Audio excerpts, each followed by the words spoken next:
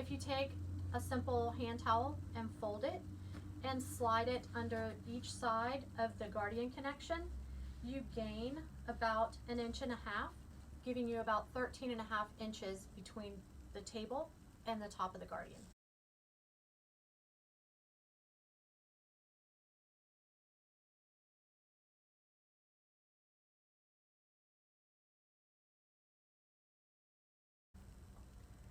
If you have difficulty holding your wand completely up and down, you can always rotate the head and brace the skin, and then do your microderm this way.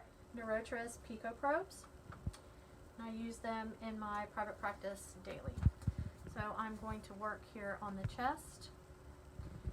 And actually the reason why the Guardian wiggles is because this is a therapy that I do in my practice a good bit. So whenever I bump it or move it with my arms, I wanted something that would allow me a little more movement. You can use your Illuminate LED panel or any other LED panel you have